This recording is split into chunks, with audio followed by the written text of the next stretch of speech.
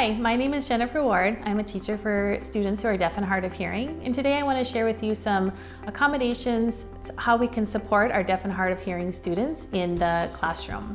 So deaf and hard of hearing students have a variety of unique language and communication needs, and these are just a few things you can do to make sure that they are having access to language and communication on a daily basis. The first thing we want to try to do is minimize background noise. So that might mean closing doors if there's noise outside, seating the student away from a fan or air conditioning unit or away from a window if possible.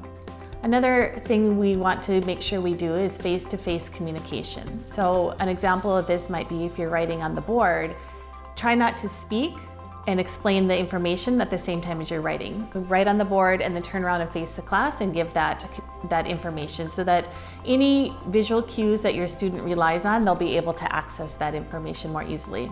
It's important to ask students to speak one at a time. I know this is not always easy in a classroom, but that way your deaf and hard of hearing student is able to localize who is speaking and can turn to them and again get that visual information that they need in order to process and understand the information. So just setting that as a general standard practice for your classroom that students take turns speaking is a very important and simple accommodation. Another one that is very important is repeating or rephrasing questions and responses that other students might ask or have.